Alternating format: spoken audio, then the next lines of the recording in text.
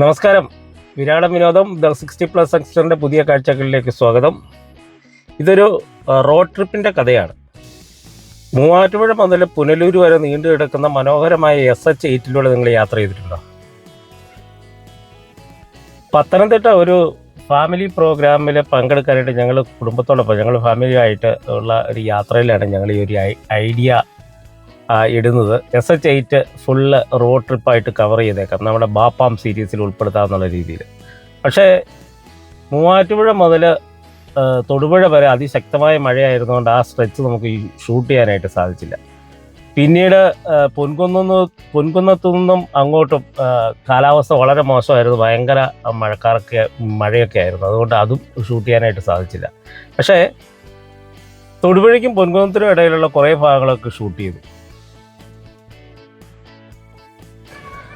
ആ ഷൂട്ട് ചെയ്ത വീഡിയോകൾ ശ്രദ്ധിച്ചപ്പോഴാണ് നമുക്ക് ഒരു കാര്യം മനസ്സിലായത്. ഈ തൊടുപുഴ മുതൽ പൊൻകുന്നം വരെയുള്ള 51 കിലോമീറ്ററിനിടയിൽ ഏതാണ്ട് 13ഓളം ആരാധനാലയങ്ങളുണ്ട്. ഏതാണ്ട് 5 കിലോമീറ്റർ ഇടവിട്ട് പള്ളികളായിട്ടും ക്ഷേത്രങ്ങളായിട്ടുമുണ്ട്. അവയെല്ലാം ഉൾപ്പെടുത്തിയിട്ടുള്ളൊരു വീഡിയോ ആണിത്.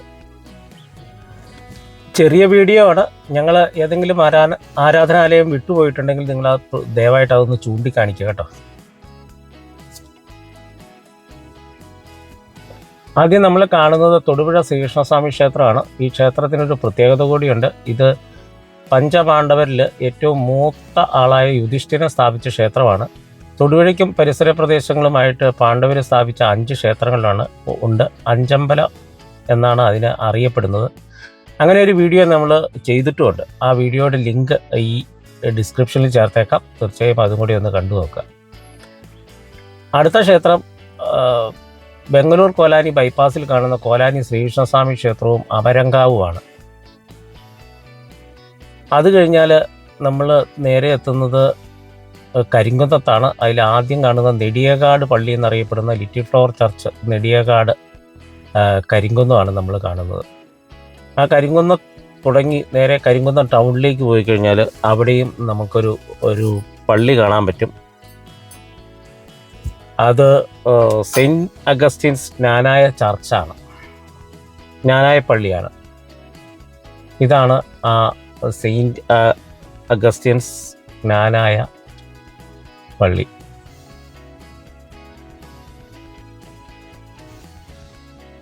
ഇത് കരിങ്കുന്നം ടൗണിൽ തന്നെയുള്ള പള്ളിയാണ് കേട്ടോ. തൊടുപുഴയിൽ നിന്നും 8 കിലോമീറ്റർ ദൂരത്തിലുള്ള പള്ളിയാണ്. വീണ്ടും നമ്മൾ മുമ്പോട്ട് SH8 യാത്ര ചെയ്യുകയാണ്. പുനലൂർ മൂവാറ്റുപുഴ റോഡിലൂടെയാണ് ഈ യാത്ര. നല്ല രസകരമായ വളവുകളും തിരിവുകളും ഒക്കെ ഉള്ള ക്ഷേത്രമാണ് ഇത്.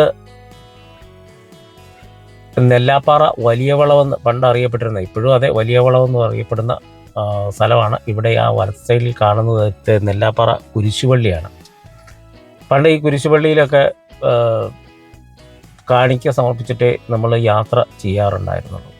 നെല്ലാപ്പാറ കയറി ഇറങ്ങി ചെന്ന് കഴിയുമ്പോൾ ഉള്ള സ്ഥലമാണ് കുറിഞ്ഞി.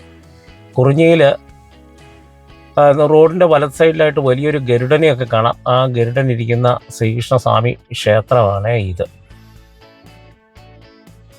ഇതാണ് ആ ഗരുഡൻ. കുറിഞ്ഞി കഴിഞ്ഞു കഴിഞ്ഞാൽ നേരെ നമുക്ക് സ്ട്രെയിറ്റ് ആയിട്ടുള്ള ഒരു റോഡാണ്.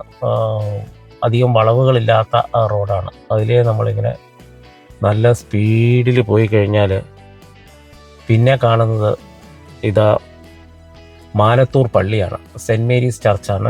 സെൻറ്റ് മേരീസ് പള്ളി മാനത്തൂർ എന്ന് പറയുന്ന സ്ഥലമാണ്. അവിടുന്ന് വിട്ട് നമ്മൾ വീണ്ടും മുമ്പോട്ട് പോകുമ്പോൾ എത്തിച്ചേരുന്ന സ്ഥലത്തിൻ്റെ പേര് അന്തിനാടാണ്. അന്തിനാട് നമ്മൾ എത്തുമ്പോൾ കാണുന്ന അവിടെ ഒരു മഹാദേവ ക്ഷേത്രമുണ്ട്. ഇതാണ് അന്തിനാട് മഹാദേവ ക്ഷേത്രം. വലിയ ക്ഷേത്രമാണ്. റോഡ് സൈഡിൽ ഇതിന് തൊട്ടടുത്ത് ഒരു കല്യാണ മണ്ഡപം, അങ്ങനെ ആദ്യമായ ഒരുപാട് സംഗതികളൊക്കെയുള്ള അന്തിനാട് മഹാദേവ ക്ഷേത്രമാണിത്.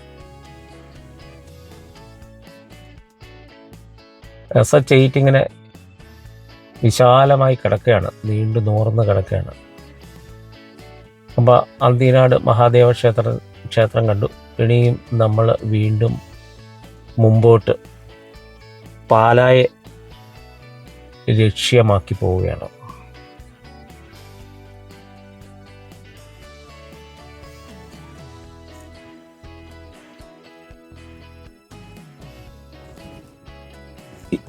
ഇത് സെയിൻറ്റ് ഡൊമിനിക് ചർച്ചാണ്. സെയിൻറ്റ് ഡൊമിനിക് ചർച്ച് മുണ്ടാങ്കൽ എന്ന് പറയുന്ന സ്ഥലമാണ്. പണ്ടൊക്കെ എല്ലാ ബസ്സുകാരും അല്ലെങ്കിൽ എല്ലാ യാത്രക്കാരും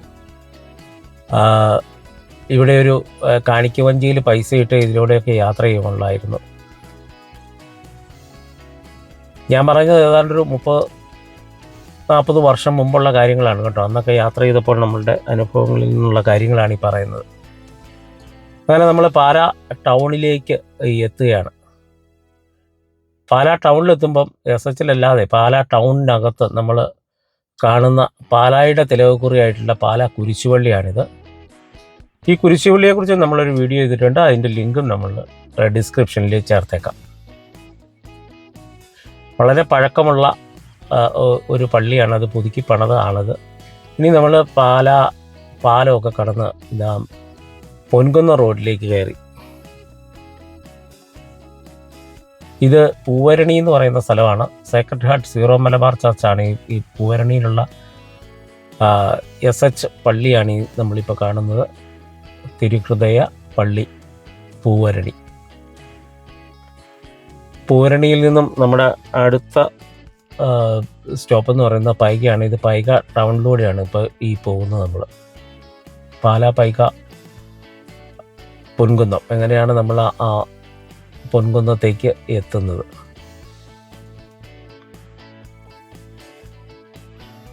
ഇതാണ് Paika saint Joseph Syro Malabar പള്ളി.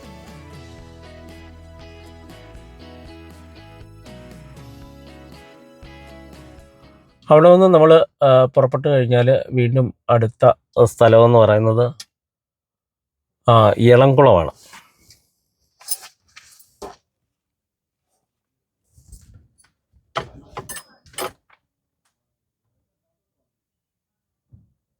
ഇതാണ് സെൻറ്റ് മേരീസ് പള്ളി ഇളംകുളം. ഇളംകുളം എന്നും പറയും, ഇളംകുളം എന്നും പറയുമെന്ന് എനിക്ക് തോന്നുന്നു. ഇത് പൊൻകുന്നത്തിനടുത്തുള്ള ഇളംകുളമാണ്. ഇളംകുളം കഴിഞ്ഞാൽ അടുത്ത സ്ഥലം എന്ന് പറയുന്നത് കൂരാലിയാണ്. അപ്പോൾ നമ്മൾ ഈ പള്ളിയൊക്കെ കണ്ട് നേരെ കൂരാലിയിലേക്ക് അല്ലെങ്കിൽ പൊൻകുന്നത്തിന് പോവുകയാണ്.